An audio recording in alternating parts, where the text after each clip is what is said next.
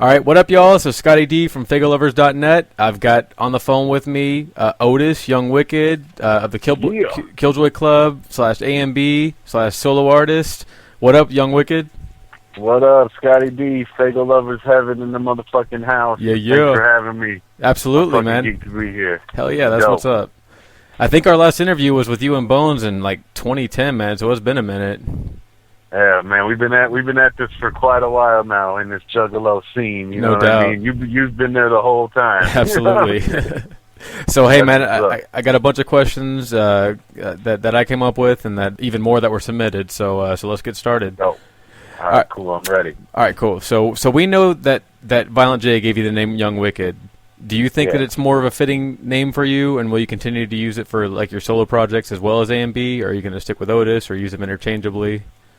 Yeah, it started out just like as a nickname one day in the studio, and I started saying it in A&B records, and then just got real comfortable with it and decided I would keep that as my solo name. You know, it was like just in a dream it felt right, you know, that should be my solo moniker, and I saw it all, you know, in my head. So I rolled with it. So yeah, I'm going to keep it, you know, regardless of how how much I age. You know what I'm saying?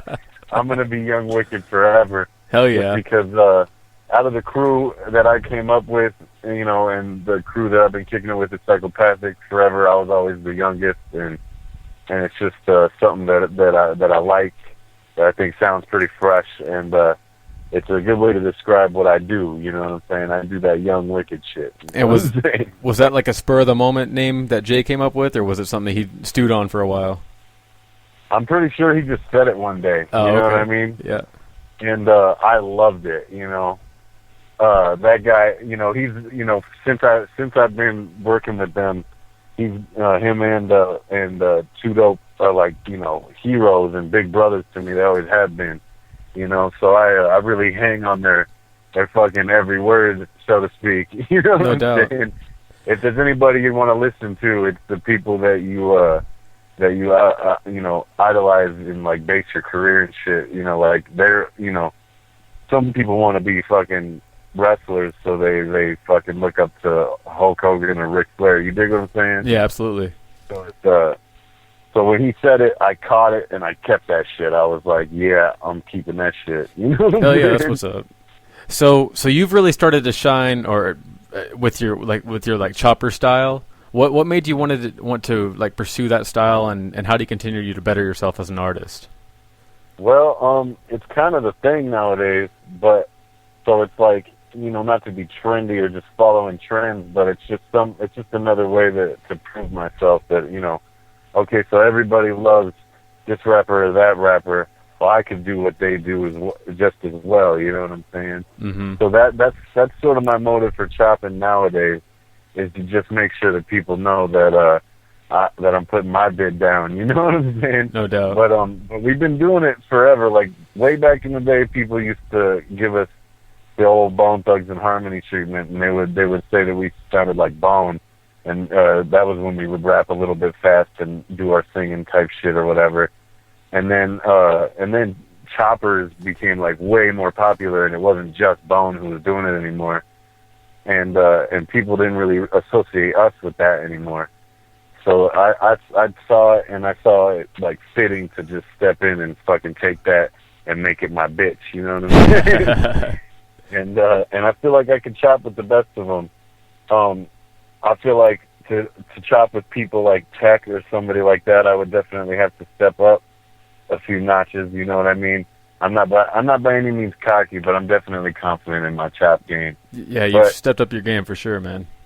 Thank you, man. I appreciate that. You know what I'm saying? But who knows? You know, chopping is kind of, you know, Shaggy Two Dope told me best. You know, like don't overdo it with the chopping. You know what I'm saying? Like you don't want to make a whole, you don't want to oversaturate it with that, because A, that's not me entirely, and B, you know, people got enough of that anyway. So I tried to break it up a little bit. Yeah, you gotta have some variety for sure. Yeah, but I chopped the shit out of some shit. Oh, yeah. So have you started working with Bonez Dubb on his solo album yet? No. Okay. But he's gonna be here in Denver on Thursday, looking to record some stuff. Oh, nice. So Are you going to be producing it? I don't know.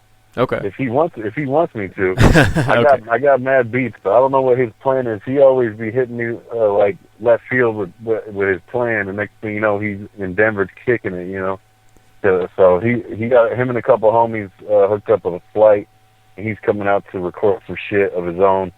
So I mean, I don't want to be like the guy to jump in there and be like, take my beats and let me, fucking man the helm on your shit too. Right. You know what I'm saying? Because I already do that enough with everything. Sure. So it's like fucking, it's up to him. But I hope so, man. I got beats for him all day, and I feel like I'd probably produce it better than anybody else because I know that motherfucker. You know? Well, naturally, yeah. All right. So do you have any plans of like finding and grooming new artists for Psychopathic or even Canonize? It's always been like something I've been interested in for sure. There's a lot of really, really good talent out there. We got our homies. I think Jay Dirty's really dope, but his style's it's so original. I don't know, what I could do with it other than just keep giving him beats. You know what I'm saying? But and I don't know how far he wants to go with it either. He lives his life at the same time as doing these records. So he's like a superhero to me. But still, there's people like that, and then there's people like, our boys Mindshot. They're dope. But really, all I ever really have time to do for anybody is give them beats. You know what I'm saying? And even that is getting tied up now that I'm producing mainly for ICP. You know what I mean? Sure. So if I am going to start doing that sort of thing, it would only be like under their direction. If they were like, we want to start signing people again, and they wanted to trust somebody with finding that talent or grooming it, I would definitely step up to the plate and handle that up. Whatever the squad needs. Because I know the talent's out there, just bubbling under the surface. Right. There's that dude. Playboy the Beast. Fuck, man. I keep talking about that dude. Yeah, and I know you guys is trying to work on a collaboration here pretty quick, right? Yeah. He hit me up, and I told him I'm down. So we'll see what happens. Damn. I don't know when I'm gonna be able to do it, but he's ready and available. So we're gonna hook it up. Just because he's dope, man. Fuck yeah. Like, motherfuckers are definitely sleeping on that ninja. I keep pushing him for the gathering, but he always has some personal shit come up, so hopefully next year maybe. That's the other fresh thing about the dude. Is like if he doesn't want to do the thing, he's like, fuck that, I'm not gonna do it. You know what I'm saying? No, he was definitely down to do it, but he had some shit come up, so It's like, it's dope, he prioritizes well. That's the mark of like an adult, and that's rare in the rap game. That's a weird thing to say coming from a guy named Young Wicked. but yeah, man, it's just like motherfuckers like that are dope. That's who you want, is people who are clear and concise about their vision. I wasn't when I first started, and that's why it took me so much time and so much experience to really get a tight hold on what my personal vision for myself is. You know what I mean? Mm-hmm. So if we find somebody like that, that'd be the shit. But that's totally up to Psychopathic, I think. You know what I mean? If they want that shit, I'll fucking definitely assist wherever I can do so. You know what I mean? So tell us how ICP approached you for doing production on the Marvelous Missing Link. It started out. We went out. Well, I'm real close with with Violent J and Shaggy forever since we first started working with them.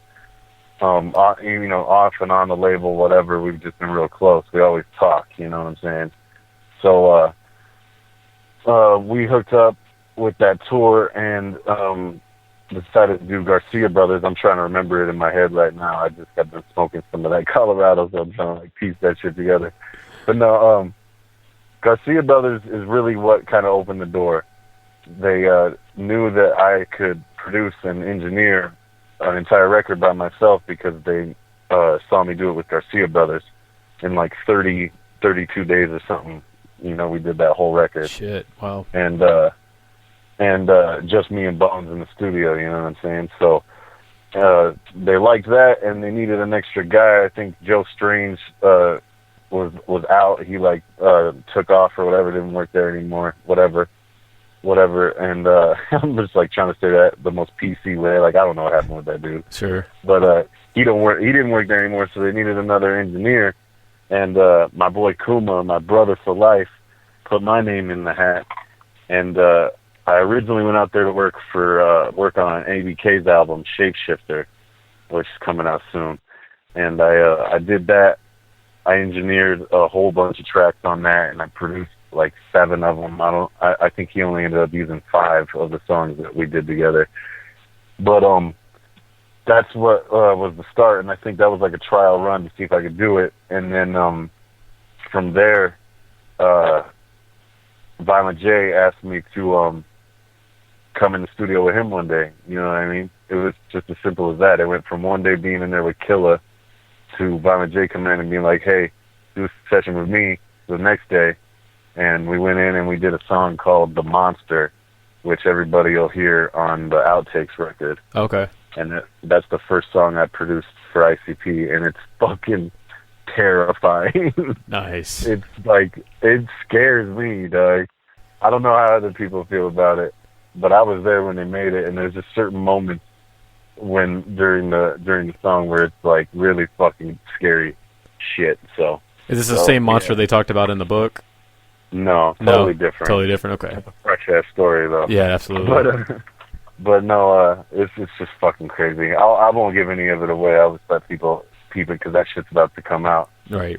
But yeah, that was the first one we did, and we just did song after song from there.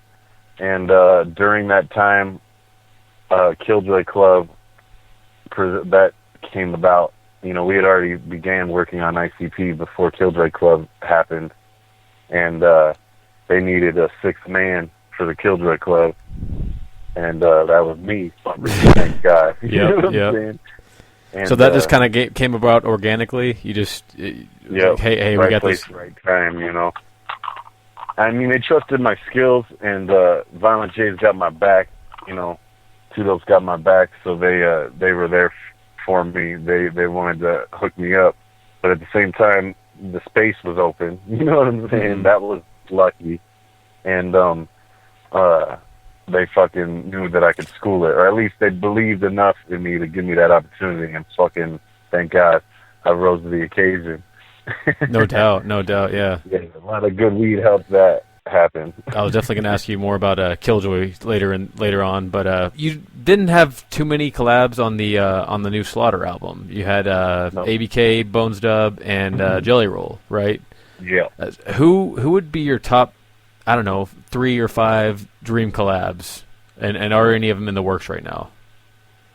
Well, yeah, my favorite people to make songs with is ICP, honestly. Mm-hmm. As like cliche as that sounds, because we make a lot of tracks together still to this day.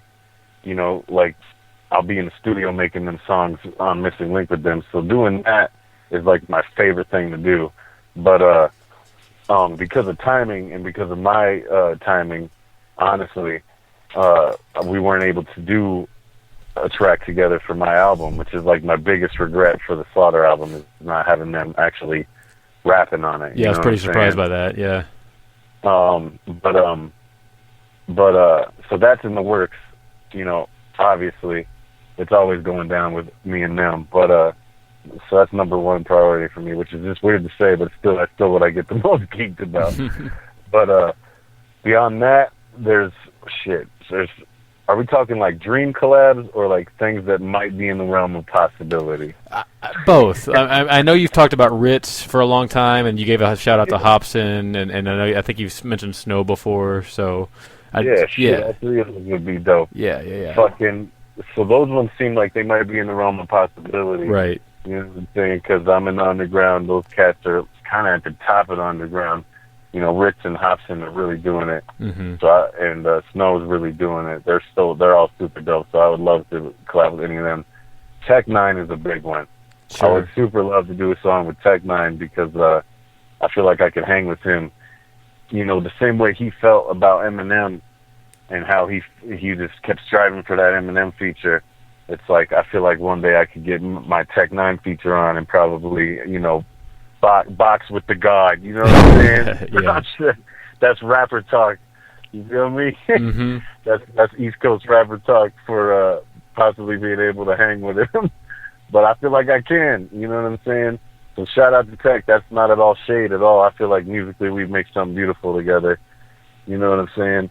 And I make tracks with the other fucking, you know, Don Megas of the underground. So I feel like I'm a little bit proven. You know, I feel like I got a foot in the door. So if Tech's listening or peeping, you know, definitely holler at your boy.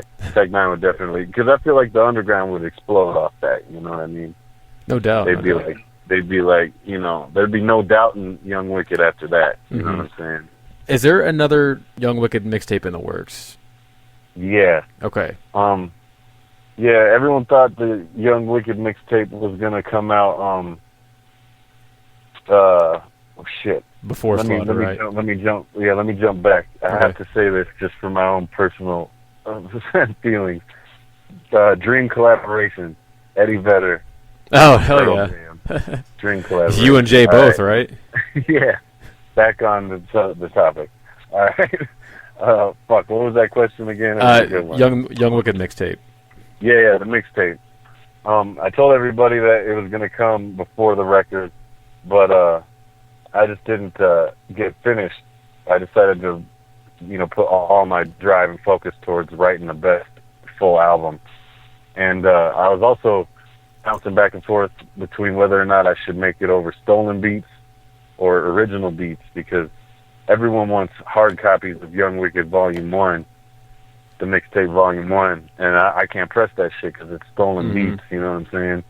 And you know, I know all them cats that it ain't like the Rydas, you know what I'm saying? Like, it's a twisted beat and a Rittz beat and shit, you know what I'm saying? So it's like, I can't just go selling their shit. So it took me a while to come to the decision of what I wanted to do. But I'm going to make the mixtape, and it's already, you know, in the works. It's about halfway there, I would say. But it's going to be all original beats, but it's still going to be for free. So I'm going to put the whole thing out for free on the internet, and it's still going to be in the fashion of a mixtape with all the cool drops and long-ass verses and not too many, you know, it's not going to be too centered around songs as much as it is just shit-talking ass mixtape, rap flex, you know what I mean? Oh, yeah. Because when I think of mixtape, I think just somebody trying to prove they're like the fucking dopest rapper. Like, it's like a battle on fucking record, you know what I mean? So for me. No doubt.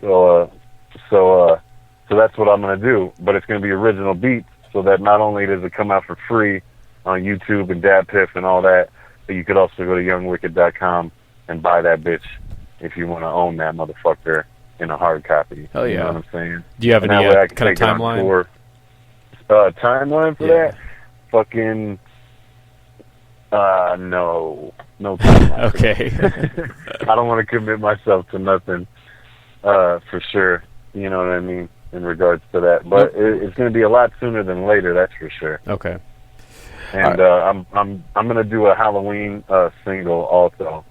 So there's that to look forward to also. Nice. Will it come out with like the just online for free, or is it going to be like bundled with the Hallow Wicked single? I'm not sure yet. I got to talk to them, and we got to figure out whether or not it's going to go on their disc or not. You know, sometimes every year it differs whether or not ICP want to put somebody else on their disc or to keep it just ICP. You know what I mean?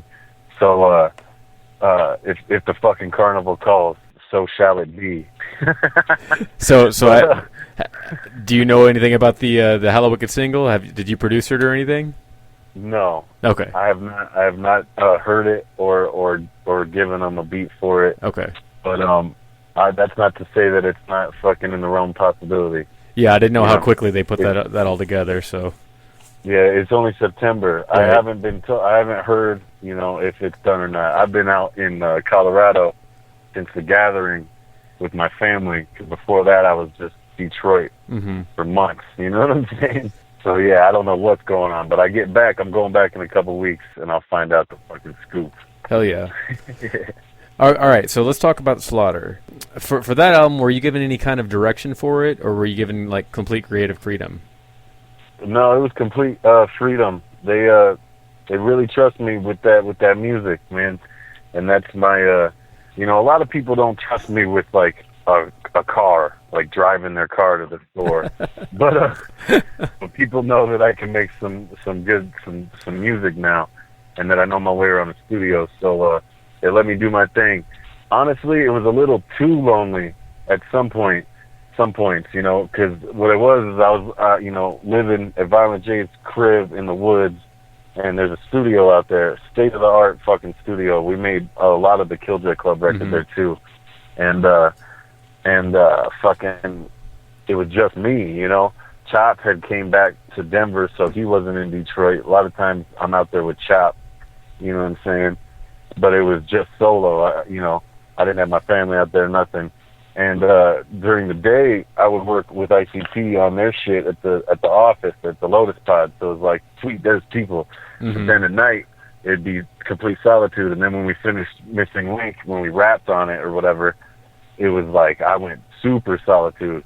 Now, granted, I could have asked anybody at any point to come sit in on my session, but I just don't operate like that, I guess. And the end result, I'm really happy with. But it was a weird creative process. It's like you got to picture that artist type ninja, you know, who's working on one painting for like weeks, and he's all fucking hunched over and creepy. You know what I'm saying? Boxes of food everywhere and shit. You know, it's like fuck, man. I go a little bit crazy so I can get into that creative zone of just mashing out tons and tons of stuff. Yeah, I hear that. You know what I mean? So how many... well, you said that the Garcia brothers took you something like 32 days to record. How long did it take for the Young Wicked album? Well, with Garcia brothers, we had a limited, you know, stay because we both had different family obligations, and you know, all sorts of shit going on in Detroit. So we couldn't really... We like literally only had like a month and a half or so to do this thing. And we finished like early, luckily. But with Young Wicked, I had all the time in the world, and so I've been working on it for fucking, you know, probably since it's a little before we announced it, you know. So as soon as I knew I was like in the KillJoy Club, you know what I'm saying, I was like trying to start thinking about my record, you know what I mean? And let's see, how long did it take me to actually record the thing? Man, I don't know how honest I should be about this one, because I don't want it to dilute the fucking effects of the record. No, I don't think it would. You know, I wrote and rehearsed those songs for probably, you know, since 2014 I was writing songs. The first one I wrote, or the first one I recorded was that Young Wicked Games, that YWG fucking cover Chris song. Isaac, man. What I was going to ask you about that later on. Yeah, I was the first one I did, and I sat on that only. I only had that one done for about a year, and then after that I started piecing together more tracks, and then I recorded the bulk of it in about fucking, you know, 15 days. Oh wow! Like hardcore bulk recording, and then I spent a lot of time mixing and adding extra stuff, you know what I mean? But after I got all that shit wrote and I rehearsed, you know, I never used to do that with A&B. With Axe Murder Boys, we would walk in the studio with no beat, make the beat, write the song, record the song, mix the song, leave, be done, you know what I'm saying?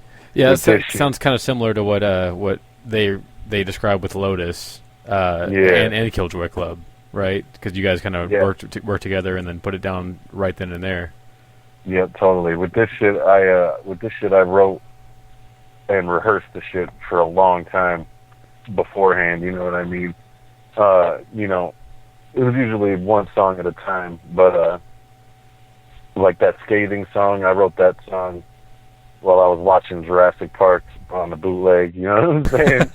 Like fucking, and that one happened super quick, and I recorded it that night. That was a one-dayer, whereas like that Grandma song was like existed for like a month or two. You know what I mean?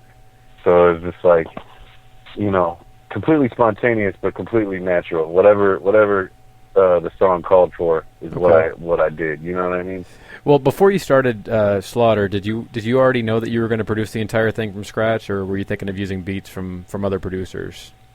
I really wanted some beats from Seven because I heard everything he had done for ICP and Tech and everybody leading up to this point. You know, I heard beats he's done that nobody's heard in the studio, you know, prepping for ICP records or whatever, and I was just like taken back by these beats. You know what I'm saying?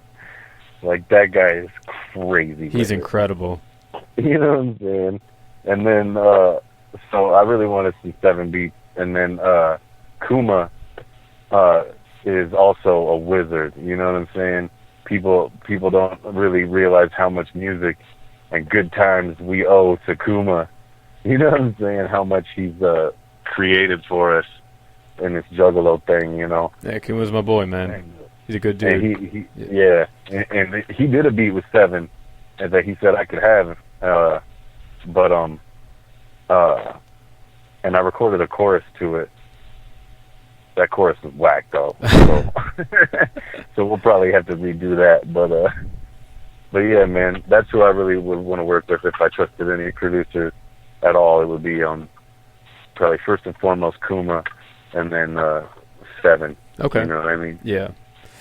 So you got pretty personal on this whole record. You did the track "Drinking on My Fifth" about your issues with alcohol. What was it that made you finally cut ties with it? With alcohol? Yeah. Fucking sickness, fucking money loss, fucking the near loss of my life, the near loss of my family. You know what I'm saying? It's like, just all the cliche shit. But like, what it is I got a lot of alcoholics in my family. You know what I'm saying? A lot of musicians and a lot of alcoholics, and I got just as deep in that shit, and my body literally couldn't handle it no more.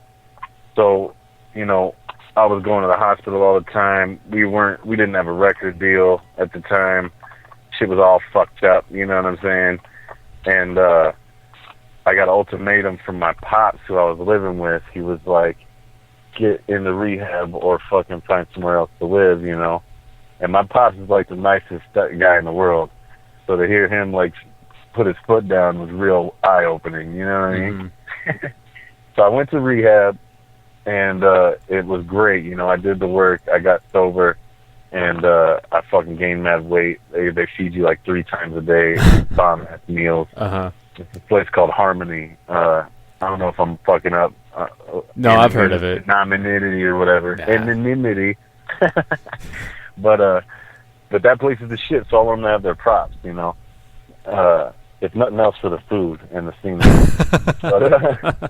But yeah, man, I got sober. I got a taste of sobriety from that. And then I got out of that and started slowly earning my respect back from people. But then I had a few relapses, a few, 3 or 4 day binge drinking episodes, which a lot of alcoholics will tell you they go through, you know.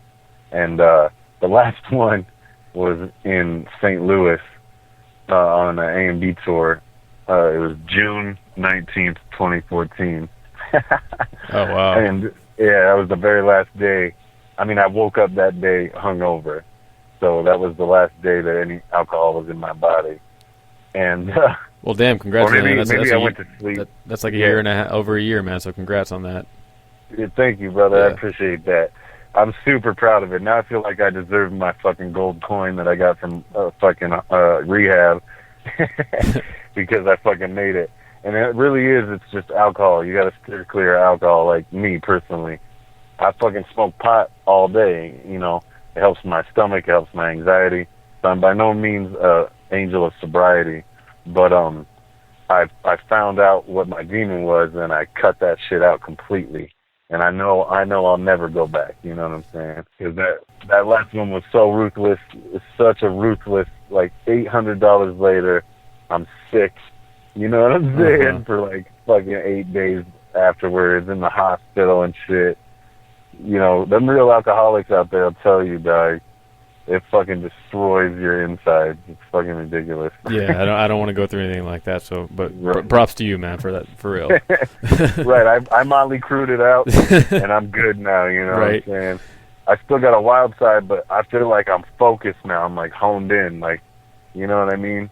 Like ever since I got clean, all this shit that you see about Young Wicked, you know, including KillJoy Club and everything has happened. You know, none of it came about before. You know, I mean, I was smoking cigarettes on the fucking Mighty Death Pop tour, and that was the last time I got an ultimatum about my habits. You know what I'm saying? And I was told that I could either quit smoking or fuck off forever. You know? Damn. So I quit smoking and quit drinking, and my life's been fucking great ever since. At least completely improved. You know, I highly recommend it to everybody out there. You don't have to drink to be fresh. No doubt. You know what I'm saying? All right, so what's your favorite track off the new album? Off of my record? Yeah. Probably the second half of Gone, the Grandma song, where it gets all sinister. I listen to that and I'm just like, where the fuck did that come from? I listen to that and I don't recognize myself, and that's the shit I really like. You know, when I can't tell that it's like me doing it, when I feel like, oh, that sounds like, you know what I'm saying? Yeah, I don't know. So you had a really, really close relationship with her. Was she always super supportive of you and Bonez in music? Yeah, she didn't really bump it. She had all of them, but she wouldn't really open them because we forewarned her about the cussing. But my whole family, man, is really supportive. And, you know, the whole Garcia tribe have always held us up and told us to keep going. And my grandmother actually, she went to a couple of our shows back in the day at this place called the Gothic Theater, way back in the day.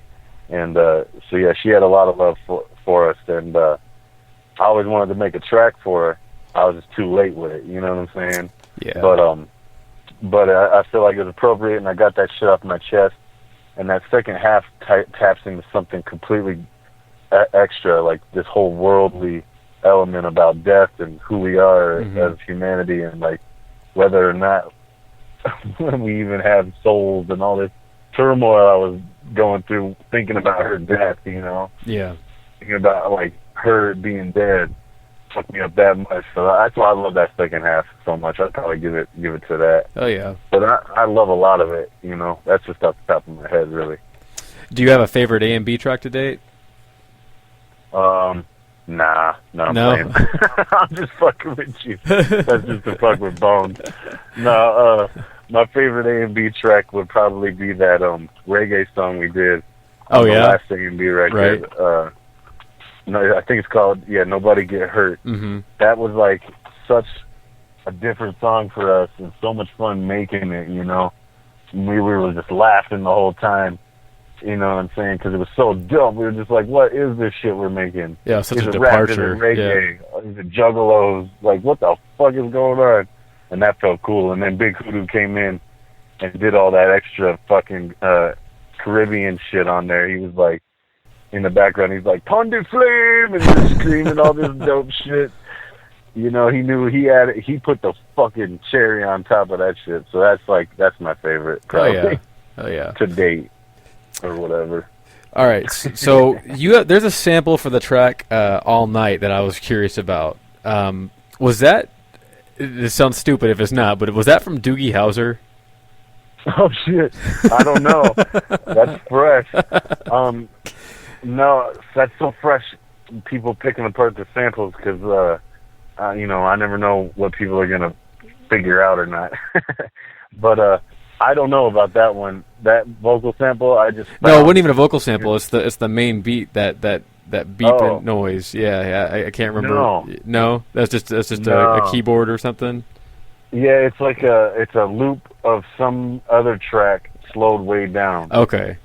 So you're talking about the very first thing you hear, right? Yeah. Listen to that and go listen to the Doogie Howser theme song. I swear to God, that's what I thought about. That's dope. I gotta peep it now, and possibly make a beat out of that. Right. Now. I thought you might be a little too young for that because I was a kid whenever Doogie Howser came out, so I figured. I peeped me plenty of Doogie. You know, it was back in the day with MASH when it was like Simpsons, MASH, some Doogie. Mm-hmm. You know what I'm saying? When MASH was on, though, you knew it was time to fuck off. When you go to sleep, you know, it was like fuck MASH. All right. So on the track "Dope," which is definitely one of my favorites on the album, you brought in Jelly Roll for a collab. Yeah. How did that whole thing work out? Man, it was more so Jelly Roll brought in Jelly Roll for the collab because he's such a genuine dude, man, and he wants people to succeed. You know what I'm saying? He's so real with it. Like, I know that guy's gonna fucking succeed and be huge because of how much he pays it forward and how much he wants others to succeed. Because I'm a lazy ass. You know what I'm saying? It's like a habitual issue I got. I don't know, man. You don't show it. You right. Look at all the shit you got going on. So right. It takes a lot to be in the rap game. You know what I'm saying? Mm-hmm. In any capacity and have an impact. You know, you got to keep at it. And he kept me at it on the tour. We were on what was it? Not Shock Therapy. Fucking Shockfest. Shockfest. Yeah. There we go. And we were on Shockfest together, and him and Chop are really close, you know. And he came on the bus. We've been talking about it back and forth. You know, when rappers kick it, they usually are always like, we should work together. And the other guy's like, yeah, totally. And then they never fucking hit each other up, you know. Mm-hmm. Jelly Roll is not that dude, man. He made sure it went down. He came on the bus. He was like, you want to do it now? And, you know, I'm too awkward to be like, oh, I'd rather just watch a movie and fucking eat some ramen. You know, so if he wants to do it, I'm going to be like, yeah, let's do it. You know, so I got out my shit and we recorded it right there on the bus. Oh, nice. I already had one of my verses done in the hook. So I played in the hook and the verse along with a bunch of other beats that didn't have nothing on it. And he chose to do the one with the hook and the verse on it.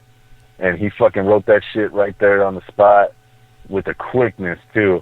Like, the guy's a super pro, you know what I'm saying? And he murdered the song, man, and he did it fucking on the hookup on the love, you know. I don't know if I'm exposing shit I shouldn't be or whatever. Oh, whatever, man. He's a super genuine dude. Yeah, he had my back, and so I got his back for life. Oh, yeah. And fucking, you know, just like Big B and Dirtballs back in the day on God's Hand, you know, we sent them that song for God's Hand, and they just, you know, we sent it to Big B, and he fucking got Dirtball to be on it just on the love as a surprise, you know. We love that shit, you know. Because I don't have much politics skills in the rap game, dog. You know, so it's like, I just do the music, you know. I'm more of a musician than I am a rapper, in my opinion. In the sense of, like, some rappers are real good at politicking. They're real good at fucking Instagram and fucking Twitter and shit, and you know, staying connected with all the other rappers and being cool and shit, you know. And Juggalos just ain't cut from that cloth, in my opinion, or at least me personally, from my experience, you know. Yeah. It's tough to have 5 different social media things that are constantly updated. Right. So. Right. I'm managing and all that, but like, you never really catch us. Like, when you see a picture of us in like Rittz, we're like really geeks, you know. We're like, holy shit, you know, these motherfuckers know who we are. We're taking pictures with these cats, you know. Whereas other cats, it seems like they're all in this like invisible fucking club that I can't break through.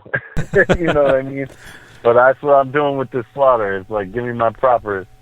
At the very least, I want people to know who we are. Like, Tech approached us before and acknowledged us, and it felt great, you know. Fucking followed us on Twitter. It's just like, you know, he did that from his cell phone. Like, this guy knows who we are. Dope. That's what I strive for, like, goal-wise in the rap game, is to just earn the respect of my peers, you know. That's why I value my relationship with ICP so much, because they fucking stuck with us, and they saw something in us when no one did. And now the world's starting to see it a little bit, you know what I mean? Yep. And so it's like, so that's what it's all about for me, fucking earning that respect, you know what I mean? I hear that. Or just getting into their weird fucking club you know, I can't say that though. People be like, Illuminati. Yep. Illuminati. That's so fresh though. Like, put me on YouTube with that shit. People don't understand. I'm on YouTube, man, peeping out. I know all the conspiracy theories, so it'd be like entertaining as fuck for someone to lump me in with that shit. All right. So all right, my bad. No. So I know Slaughter just dropped, but in the album cover we got the release, the name of the next A&B release, Muerte. Can you tell us anything about what we can expect from it? Will it sound like an extension of the Garcia brothers? No. We decided we wanted Garcia brothers was really it was like, for years people were asking A&B, who are you guys? Like, what is A&B? Who is A&B? And that's what we attempted to do, was like pull from our childhood experiences, create songs out of that. Like, you know, like the original cover was going to be us standing in front of this house that was on fire, and the whole thing was about like burning down our disruptive, you know, childhood past or whatever. So like, we're totally left fielding it from that on this next record. On this next record, we're trying to just make, you know, muerte is Spanish for death, and which is rather simple. We just like the way it looks. We like the way it sounds, and we like the imagery that we're preparing behind it. You know, people are going to be really like tripped out by the way we look when we end up doing it. And the whole plan is to just go a lot darker with it, you know. Axe Murder Boys has always been in the horrorcore or the wicked genre, you know, but we've always played the fence. You know, we got a reggae song on our last record, you know what I mean? Whereas on this next one, and, you know, there's not a single song recorded for this thing, mind you. So this is all just in the pre-viz talks, but between me and Bonez, as we talked about it, and when we came up with the name and the image that we decided to put out, we just want to go dark, you know. We want to give them a full-on Axe Murder Boys experience. You know, whatever we thought we were when we first started this group, but we didn't have the technical skills to pull it off. You know what I mean? Yeah, that's what we're gonna do with the Muerte. And we'll probably pull from our personal lives too, because some of the best darkness, usually all the best darkness, comes from true shit that happened to you. You know what I mean? No doubt. So that's what people can expect. It's not gonna be drab or anything, but it is gonna be vicious as fuck. You know what I'm saying? That's what the goal is. You know. So you guys just recently released God's Hand and like a majority of your merch on reptheaxe.com. Will most of your new merch pop up on there now instead of on Hatchet Gear? Like, are you just going to use Hatchet Gear for your new releases? No, Hatchet Gear. Like for Young Wicked, I'm planning on doing some Hatchet Gear exclusive stuff, and then doing some stuff that is only sold on tour. Like, you're probably not going to see any Young Wicked merch until the October 3rd, until the first day of the ICP tour. Okay. And then the floodgate's going to be open. But with my merch, you know, you can go to reptheaxe.com for all your Axe Murder Boys stuff. And we're also going to start putting out our old CDs through Rep the Axe too. Okay. And that was like my next question. Yep. Yeah, ancient shit that I don't like to listen to, but apparently motherfuckers would like to collect. You know what I'm saying? They finally convinced me to be down to put it out, so we're going to put out like a bunch of that stuff. So you'll see plenty of stuff there. But for Young Wicked, you know, when I was younger, Hatchet Gear was like this sacred fucking thing. You know what I'm saying? And like, I bought a Twisted jersey for like fucking $300 once. It was the red, white, and blue Freak Show jersey. I had that jersey. It was at the second ever gathering, and this ninja got me for $3. 300? What the hell? Yeah, it was back in the day, man. And I was a youngin'. This second gathering ever, I was 15 years old. So I wanted that fucking jersey. But anyway, bad apparently. Yeah, Doug. That was my whole fucking trip right there. Was that jersey, Doug? Motherfucker was starving after that. So like back in the day, it was all about like 3 different colors and superb stitching and, you know what I mean, all this flavor. So that's what I'm going to do with my merch with Young Wicked. Every single thing has to be, like, super approved, you know what I mean? And so far, all we've got is 2 designs done by this kid, Sean Mike, I think his last name is Mike Ellis. Okay. But I like to say Michaels because it's like Shawn Michaels. Michael is right. I don't know. Right. Whatever. It's just like Shawn Michaels. So Shawn Michaels did my artwork, and everything, like, that's what it is with the merch for me, is it's everything has to be perfect. You know what I'm saying? And so if it comes out on Hatchet Gear, it'll be like a jersey or a real high-end item, you know. If it's a T-shirt or something, it'll probably be seen on tour or maybe through my own web store, maybe through Rep the X. You know, I don't know where it's going to be available online yet as far as, like, T-shirts and, like, the smaller items. Okay. But I want to put out some exclusive jerseys and some more high-end you stuff. know, harder to make shit with Hatchet Gear and Psychopathic. But, you know, anyone can get T-shirts made, you know what I mean? So if I'm going to do that, I'm going to take it upon myself to find the right person to make them, you know, get the right design. And then every single T-shirt is also going to have a special tag on it that you can only get if you buy a Young Wicked product. Okay. You know what I'm saying? Cool. Yeah. So it's like... Similar to what they did with the Juggalo Day stuff last year. Yeah. Yeah, the attention to detail and care that people will appreciate and that will create repeat customers, you feel me? Mm-hmm. I don't want nobody taking home a Young Wicked product and being disappointed. You know, we're like fucking, I wish I could attach a return policy to fucking songs. You know what I mean? But thank God I can't, because that would be a fucking upsetting day, to open them emails. But that's the sentiment I share with the consumer, you feel me? Because I am the consumer. I am the juggalo, you know? So it's like, I want motherfuckers... I say it on my record. I'm like, half the reason people are rapping these days is just to sell merch. Yeah. And it's like, nah, man, you gotta put the right amount of attention and heart into each thing. If it ain't you, then it's just, fucking... a stamp on a frisbee. Fuck a frisbee. I don't play frisbee. You know what I'm saying? It ain't about a frisbee dollar to me. You feel me? Mm-hmm. Unless a ninja wants a Young Wicked frisbee, I don't know. You're like, I'll vinyl that shit up real quick. Right. Somebody out there, some juggalo's like, what the fuck this asshole got against frisbee, dog? Frisbee golf all day. All right, so. I know you kind of mentioned how you recorded the Garcia Brothers album, super on the super quick tip. So, do you think you'll do the next record like that, or will it be more drawn out? No. As I grow older, I'm starting to pre-plan things. Like my show tape. Like, I'll let you in on a secret. I might have told this in other interviews, but like every A&B show tape in the history of A&B has been done the night before the event that we had to do. Oh, damn. Since our inception.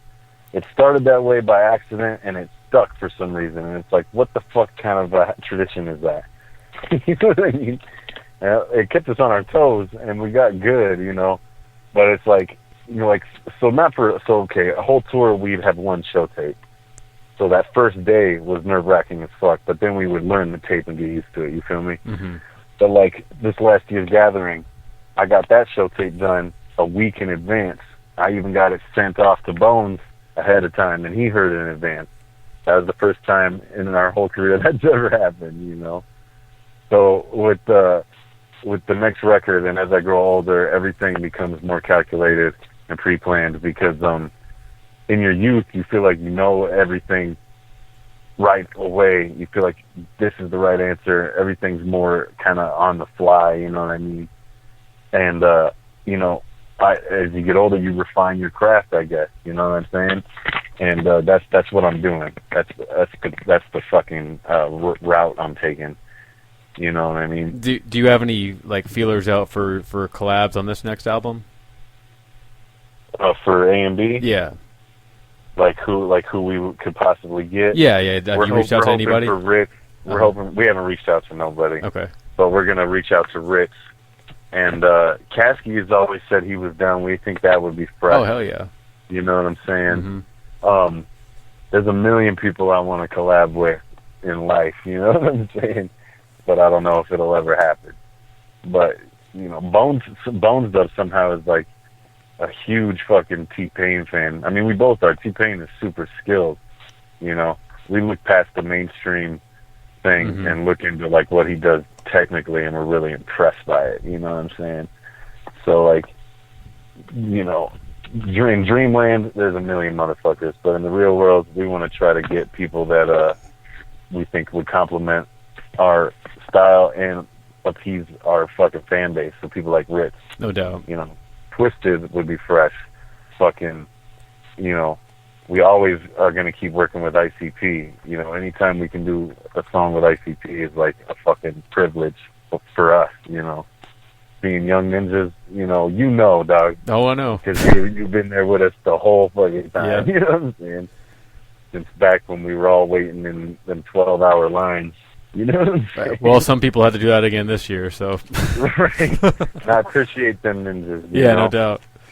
All right, so speaking of which, how was your gathering this year? It was wonderful. Every year gets better for me, honestly. Yeah. Every year gets better for me. Any my highlights? Earlier years before my early years before I was in the game or whatever, that was better because I was just like enthralled by juggaloism everywhere. It was like, you know, at that Toledo gathering they had the museum. Oh yeah. You could walk with all the artwork and everything. Yeah. And it was like all that stuff's tucked away at the office, you know. It's not like that stuff's chilling. Like, I don't get to see that stuff every day still, you know what I mean? So it was, like, sweet-ass memories like that. And, like, smartphones weren't a thing. So, like, we had, like, disposable cameras full of printed pictures, you know. Those were my best gatherings. No doubt. Second year, fourth, fifth year, Crystal Forest. You know? Yeah. Garrettsville for life. But, yeah, there you go. But, Jump Steady does such an amazing job at the gathering nowadays, and me playing the position that I have now, you know, it's a completely different thing. But it was great, you know. It's nothing but love, you know what I'm saying? It's all love, and it's really relaxed. I used to have an issue with the gathering with like nerves, because it's like for us our biggest concert, like the Grammys or whatever. I remember when I was. This is a fresh story. When I was, it was during the Bad Mental Health tour, during the Blood In, Blood Out era, and I had, like, natty braids and, like, stubbly preteen fucking facial hair. You know what I'm saying? And we showed up to the gathering off that tour, like, from the gathering to that tour, and somebody, I won't say who it was, just for an anonymity purposes or whatever, but whatever, it don't matter. But somebody who I truly value the opinion of, seen my haggard looking ass and was like, I seen you came fresh for the gathering, and then turned around and bounced.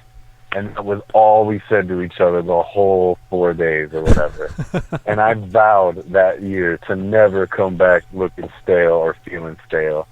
And every year I try to achieve a higher level of cleanliness and comfort and like crispiness that I did the last year. And it's hard, you know, especially in them years, you know, like don't think A and B didn't pay their dues. And like there was years where they were like, have a golf cart. We were like shitting our pants driving around this golf cart. And then we'd go 2 or 3 years where we were walking around mudding it with the rest of the ninjas. No, you know? Yeah. And like the mud gathering, that was the distinct gathering that we did not have a card at, you know. And those were the years when I would watch Joe and Joey or Paul and Jamie fly past us, you know, on their way to their event, and it would burn in my heart, thinking, man, I had to keep working to get out this mud, you know what I'm saying? To get me on a cart, you know, even if my cart is stuck, you know what I'm saying? Nah, but them carts ain't all it's cracked up to be. Really, it's like the grass is always greener type thing, you know. when you're walking around the gathering, you want to be riding. When you're riding, you want to enjoy the experience of walking. You know what I mean? Well, And, I'll take your cart next year if you want to just right. go ahead and walk everywhere. It's all give and take. You know what I'm saying? But this year's experience was great, and it was the highlight of my professional career because I performed with ICP during their set. I was going to say, I was going to ask you about that. How was it? What was it like for you to come out and perform during an ICP set? It was the shit, man. It was like I said, the highlight of my career to date, the freshest thing I've done in my career to this point, and the biggest audience I've ever had. Fuck, man, I'm having like a moment here thinking about it. Getting the tingles. It's just like, fuck, goddamn, that was everyone. That was the whole gathering. Everyone, you know. Except for the weaklings that couldn't hang on till ICP. Yeah, come on now. Fuck you that. know. But you know those weirdos in the white T-shirts with the fucking 12-pack of beer and the fucking cut-off jean shorts. Like, who are you? Nah, but I'm just hating on somebody. But there's somebody out there like, that's me, bro. Fuck you. But no, it was great. It was the coolest thing ever coming out with them. The only little kink was I was too nervous and I was paying attention. I was rapping Joe's lyrics in my head, you know, and you know I'm like singing the last part of his verse. And if you watch on YouTube, you'll see me come out like half a bar shy of my mark, really. You're probably the only one that noticed that, though. Yeah. And I'm sure they noticed. I'm sure. Oh well, sure, but I mean, nobody in the audience probably noticed that. Right, and it almost makes the tape hard for me to watch because we're perfectionists over there. Mm-hmm. It might look like a melee, but it's a calculated chaos. You feel me? But yeah, that was my shiniest moment in life, professionally and probably personally, besides the birth of my kids. You know. Absolutely, yeah, absolutely. You know what I'm saying? Is like young ninja's dream realized right there. Fuck, man, that's cool to think about. Were you disappointed with your early main stage time at the gathering this year? Because I know a lot of ninjas couldn't make it over there for conflicting schedules and shit. So yeah, I'm disappointed for anyone who is a A&B fan and didn't get to see it. But I'm never one to take for granted a main stage slot at the gathering. Yeah, no doubt. Being an underground rapper, the fact that we get put on the main stage with all those other cats, and Jump Steady is not willy-nilly about his selecting, you know what I mean, as far as who he picks for every stage, you know what I mean, down to the most underground artist, to the, from the Tech Nines to the T-Rides, shout out to T-Ride. He's a really dope. Yeah, he's hometown over here. So. Yeah, he's from your, yeah, I forgot he's from your hood. Mm-hmm. We toured with him. He's awesome. But, so yeah, I never take for granted a main stage slot, and it's a fucking blessing every time. But I hope that with work and with time, we get further into that nighttime slot, you know what I mean? For sure. Because I feel like I can hang with Tech and Twisted if I put together, with some work. My records are definitely climbing in caliber in my opinion. Just to fucking offer my own opinion on my own shit, whatever. But my records are climbing in caliber, but the live show is where the aim is now. It's time to make the live show as hype as it was when we started as teens. When we used to shock people with our show. It's time to do that again. So that's the fucking goal in that realm. Get better. We always want a better slot, but any slot is the shit. Right. You know what I mean? It's like saying, it's like the Grammys, So I got some quick miscellaneous questions for you. Cool. Have you been talked to about being on the next Rydas album? We've spoke in passing about that with various members of that group ever since we were like teenagers. Uh-huh. So that's about as green light as it is red light. You feel me? Yeah. Okay. Completely in the wind. But if they asked us, I would be so fucking honored, and I'd be so geeked, and I would try so fucking hard to do it justice, because I was a juggalo since a little before the Rydas came out, you know. Dumping came out in after '99. I was down, yeah. Yeah. It was like fucking, we were already down and Dumping dropped. You know what I'm saying? So it's like, I don't want to fuck that up. You know what I'm saying? Well, I know that Jay mentioned that that was going to be a release for next year's gathering. So maybe start throwing your hat in the ring. Yeah. Yeah, I mean, I definitely gotta, you know, sneak on that bitch. I will sneak my way onto that bitch if I got to, you know. Do you have any names that you would for your alter ego that you'd like to use? I don't have a name. They have names that they came up with. You know, Too Dope has mad different flavorful names, but I can't remember any of them off the top of my dome.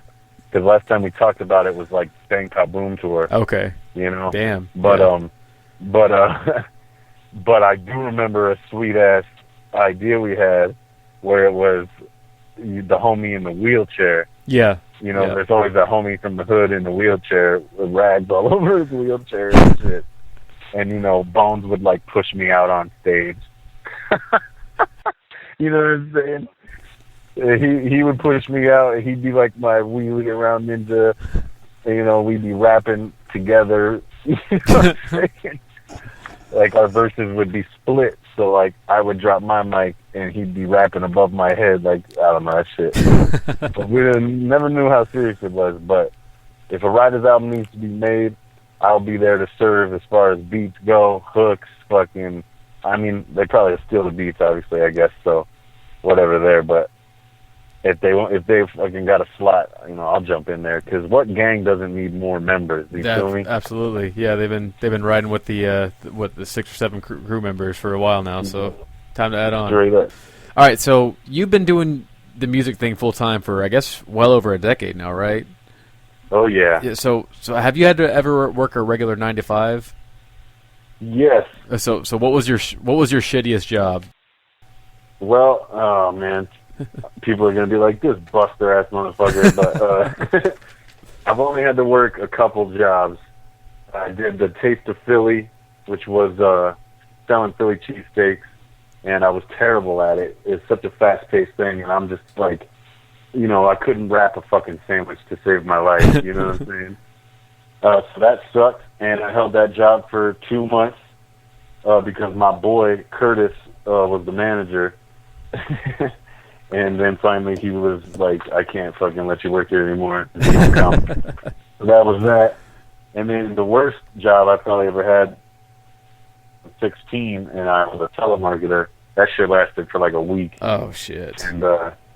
And they laid us off after like a week because they weren't even like a legit company. And like it was some sort of scheme or whatever, scam or whatever. They got a bunch of fucking teenagers to make a bunch of calls for them for a week.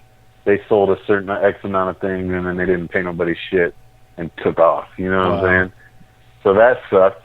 But I was working with friends, and it was my first job experience. You know, I felt like I was getting up in the morning and shit. So that was cool. But honestly, I've been doing music for money since I was, as long as I can remember. I think the first time I got paid to do a show, I was like 9 or 10. God damn. And it was doing weddings in a cover band with my pops. And we'd do cover songs and perform at weddings. And it was like classic rock and fucking, you know, some Ozzy, some heavier stuff like some Black Sabbath and Ozzy and fucking, you know, a couple cool songs, like maybe one Rage Against the Machine song or something. Wow, so this is really in your blood, man. Yeah, it's just music my whole life. My dad's been a musician his whole life, so is my mother. But I used to watch my dad, you know, rehearse with his band. And I was learning the song because they, you know, in a band rehearsal, they play the same shit all day long, you know. So I learned the songs, and when they would cut out, you know, when they would fuck up and stop playing, I would overlap. He'd hear me singing, and that's how I got into it. You know, okay. He was like, why don't you sing the song? And Bonez Dubb, he jumped on the drum kit. He used to be the drummer. I don't know how many people noticed it, but Bonez was the drummer. My dad played bass. Our oldest brother, Ryan, played guitar, and I sang. And we fucking worked professionally as a fucking cover band and a wedding band for a few years. Damn, that's cool as hell. Yeah, that was before Juggalo. Uh-huh. And then Bonez Dubb discovered ICP, and it fucking, when we were done with cover bands forever after that. No more wedding singers. No, we performed chicken hunting at a relative's wedding. No. Hell yeah. When we were, I was probably 13, and Bones must have been 15. That's awesome. Yeah, they had a mic. My dad had set up the gig or whatever and played with a different group of guys, and we were there just chilling. And that was the only way he could get us to perform, is if we were allowed to sing the ICP song. It was dope. Nice. All right, so in recent years, it seems like the tide with Juggalos has really turned as far as their perception of you and Bones. What do you credit that to? Probably just hard work and stick-to-itiveness and respect. We have a lot of respect for the Juggalos, and I don't know if they realized that at first, but we went out there and we just toured for years and kept telling our story, and we got real prideful at times, and then we would humble ourselves at other times. It was just like a growing journey this whole time together, kind of. We've always had our supporters, but there's definitely a large amount of people that have like turned the corner or turned a new leaf as far as like the fucking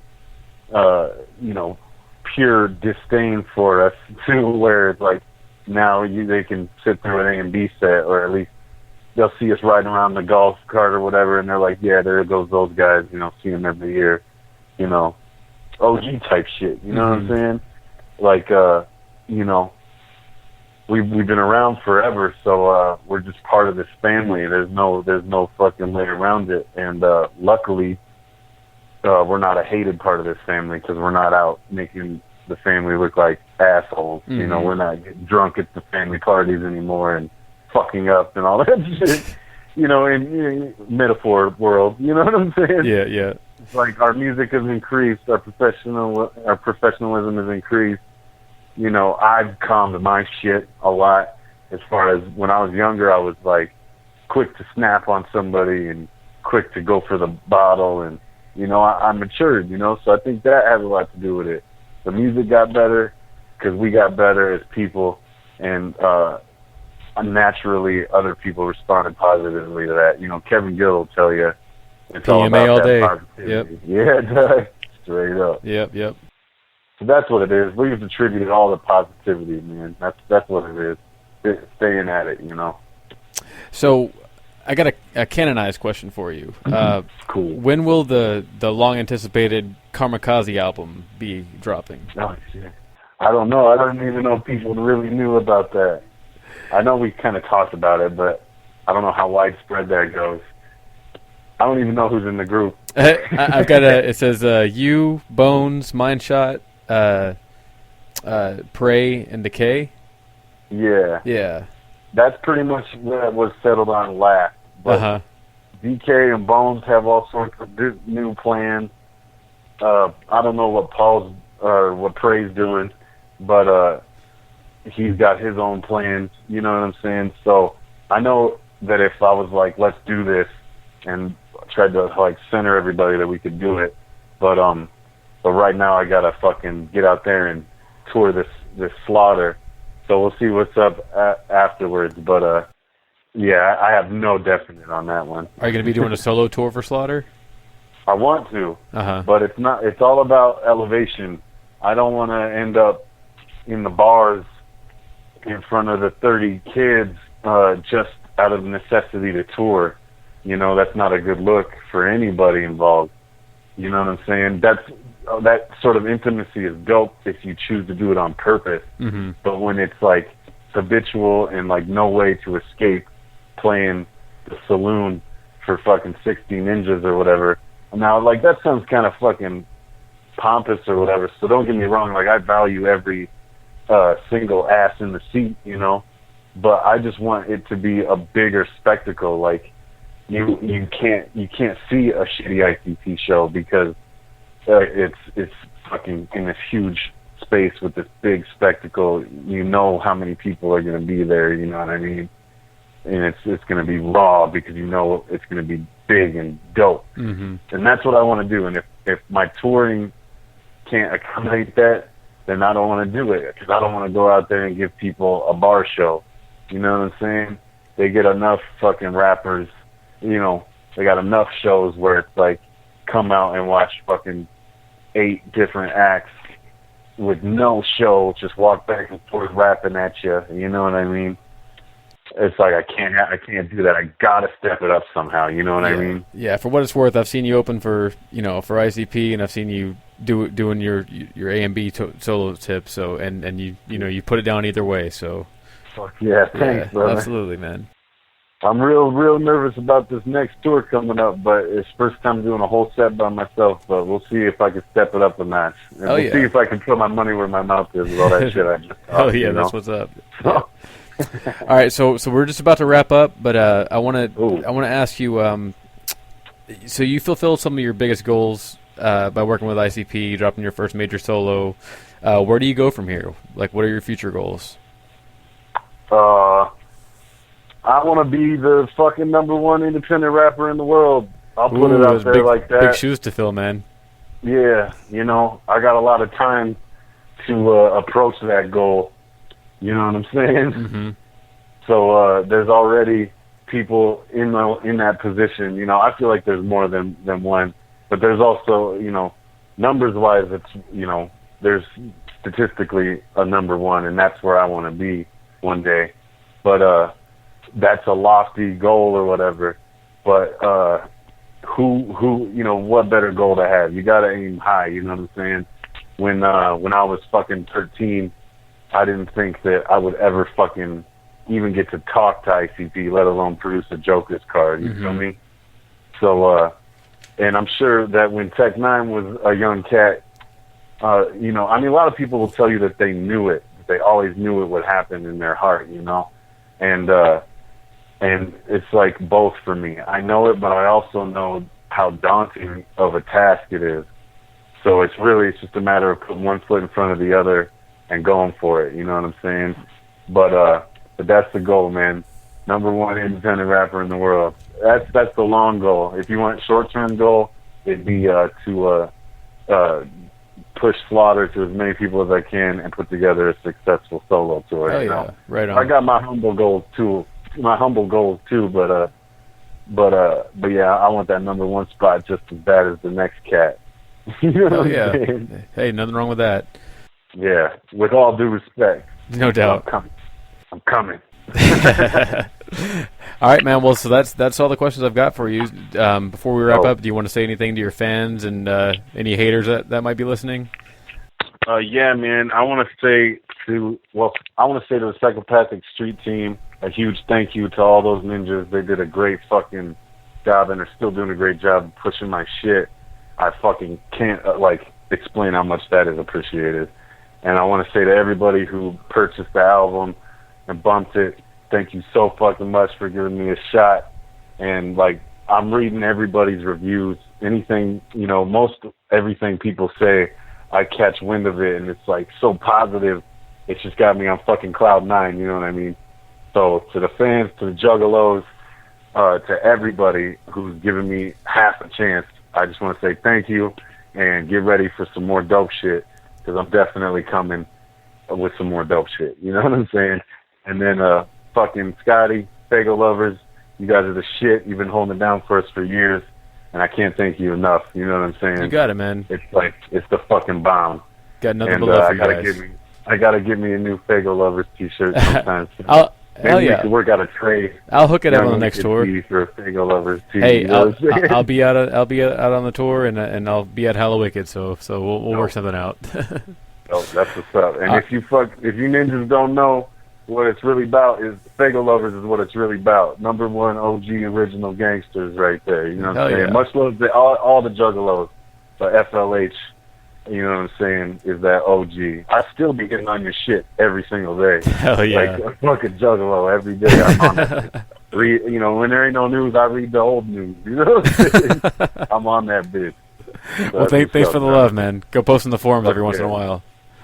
Oh, that's what's up. I got in there. I was like, Young Wicked questions needed, and I was like, I should probably steer clear of that. I was like, I don't want to spoil it, and I don't want to see any shady questions that might put me to stay on the like, oh, you know what I'm saying? Well, how are you going to be Young Wicked when you're fucking 34? Like, right. We'll save that for another interview.